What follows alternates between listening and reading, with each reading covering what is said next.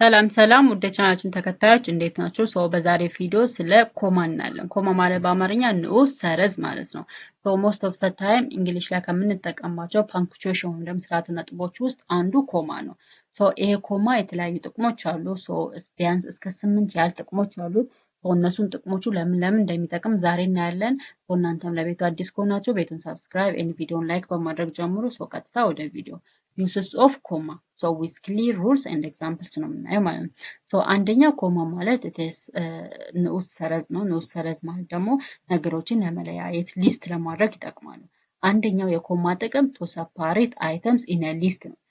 በሚዘረዘሩ ነገሮች ላይ ያሉ ሊስት ወይም ደግሞ በሚዘረዘሩ ነገሮች ላይ ያሉ አይተሞችን ወይም ነገሮችን ለመለየት ሰፓሬት ለማድረግ ኮማ ይጠቅማል።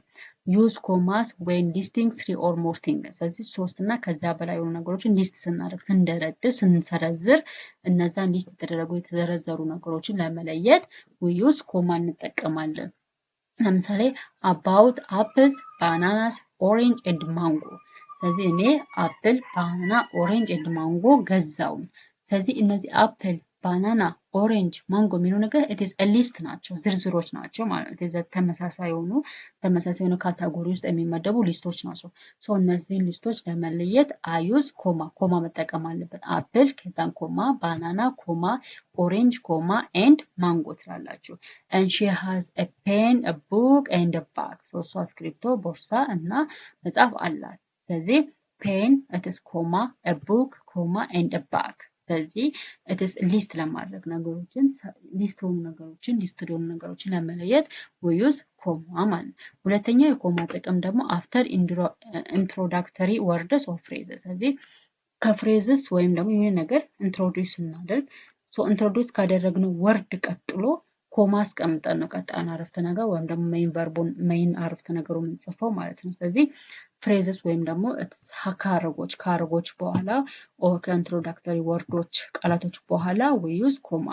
ለምሳሌ use a comma after words like however, first, finally, yet, no or after a long phrase ስለዚህ ከረጅም ፍሬዞች በኋላ ከነዚህ ወርዶች በኋላ most of the time we use ኮማ። ኤግዛምፕል እዚህ ጋር ለምሳሌ ፈርስት ትሉና ኮማ we will study grammar በመጀመሪያ እኛ ግራመር እናጠናለን። በመጀመሪያ ግራመር እናጠናለን። ስለዚህ ፈርስት ብላችሁ ኮማ አድርጋችሁ ነው ቀጣዩን አረፍተ ነገር የምትጽፉት ማለት ነው። however he did not come ቢሆንም እሱ አልመጣም። ስለዚህ however ብላችሁ ኮማ ዘን አረፍተ ነገሩ ወይም ደግሞ መጻፍ የፈለጋችሁትን ሐሳብ መጻፍ ማለት ነው። in the morning I got to school in the morning I go to school ስለዚህ በጠዋት ትምህርት ቤት እሄዳለሁ።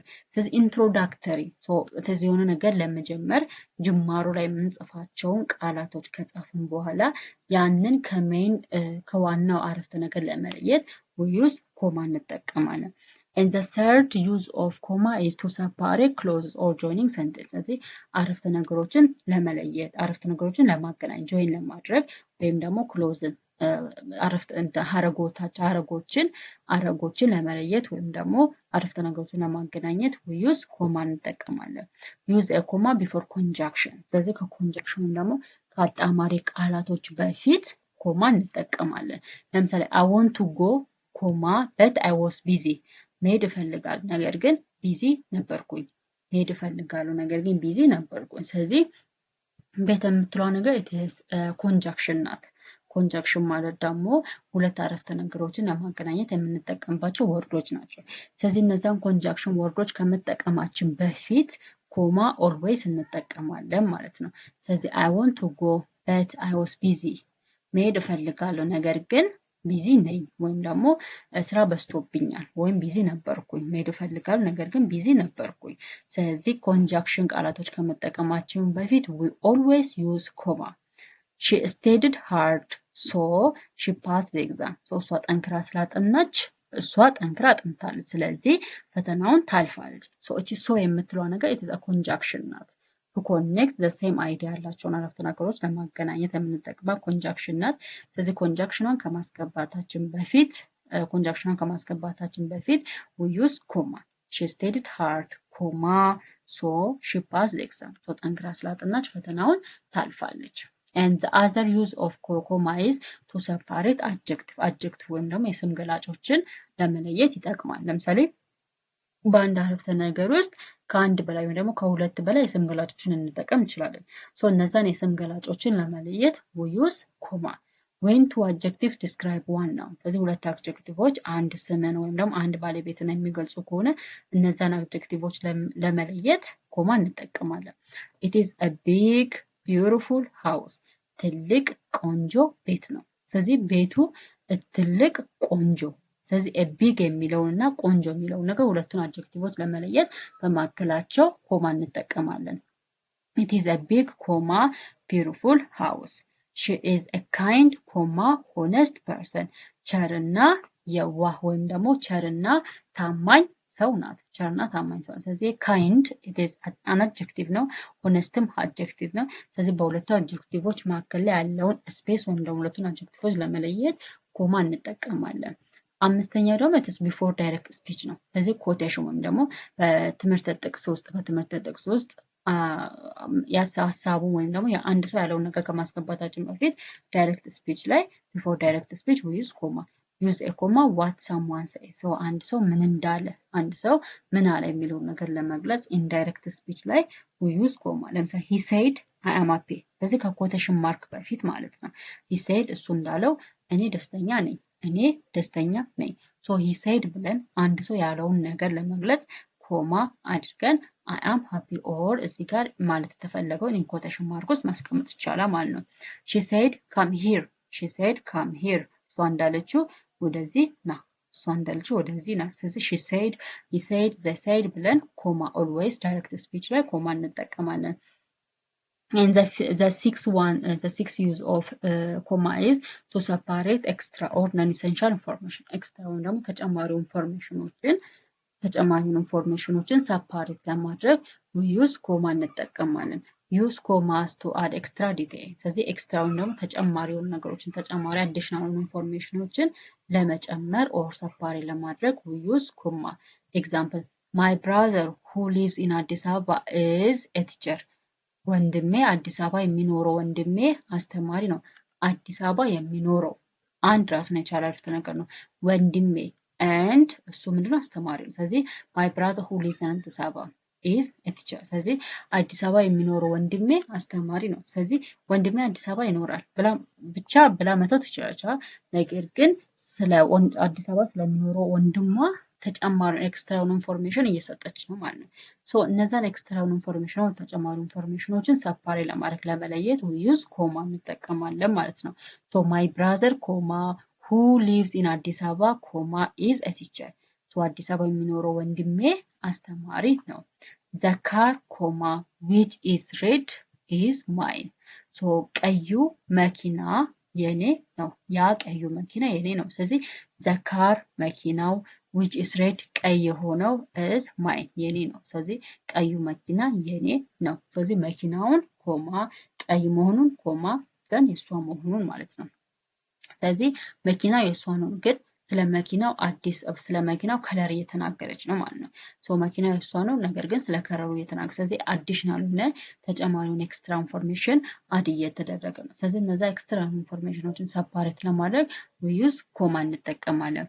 and the other one is with dates ከቀናቶች ጋር ከአድሬስ ጋር or ከናምበርስ ጋር ኮማ እንጠቀማለን። use comma in dates and places ስለዚህ ቦታ ላይና ቦታዎች ላይ or ዴት ቀናቶች ላይ ምናምን ስለዛ ነገሮች ሰፓሬት ለማድረግ ኮማ እንጠቀማለን። ለምሳሌ አፕሪል 19 2026 አይደለ? ስለዚህ አፕሪል ወሩን ከአመቱ ለመለየት we use ኮማ እንጠቀማለን። አዲስ አበባ ኢትዮጵያ ስለዚህ ካውንትሪ ሲቲ ዊዝ ካውንትሪ አይደል? አዲስ አበባ ኢትዮጵያ ስነ ኢትዮጵያ ምንድነው? it is a country ነው።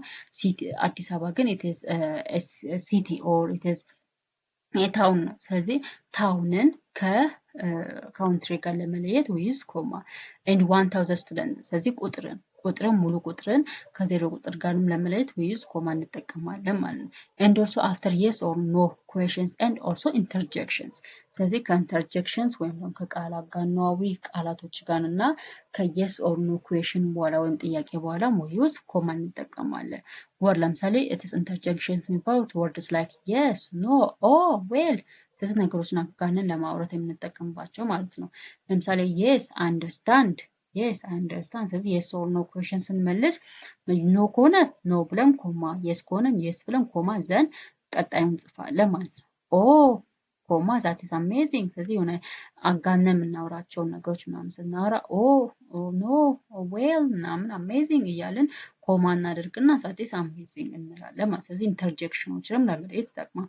ሌላኛው ቱ አቮይድ ኮንፊውዥን ወይም ደግሞ ግራ መጋባትን ለማስወገድ ኮማዎችን እንጠቀማለን። ዩዝ ኮማ ቱ ሜክ ሚኒንግ ክሊር ስለዚህ የምንጽፈውን ነገር ክሊር ለማድረግ ግልጽ ለማድረግ ኮማ እንጠቀማለን። ለምሳሌ ሌትስ ኢት ችልድረን ሶ አሁን ሌትስ ኢት የሚለው ነገር ኢትስ ሌት አስ ኢት ነው አይደለ?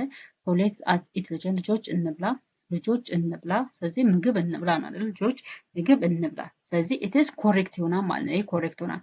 ነገር ግን ሌትስ ኢት ችልድረን ሲል አሁን እዚህ ጋር ምንም ለመረዳት ሚኒንጉን ለመረዳት ግራ ያጋባል፣ ግልጽ አይደለም ማለት ነው። ምክንያቱም ሌትስ የሚለው ነገር ራሱ ሌት አስ ስለሆነ ሌት አስ ኢት ኮማ ችልድረን ልጆች ምግብ እንብላ ስለዚህ ነገሩን ሰፓሬት ማድረግ አለብን ማለት ነው።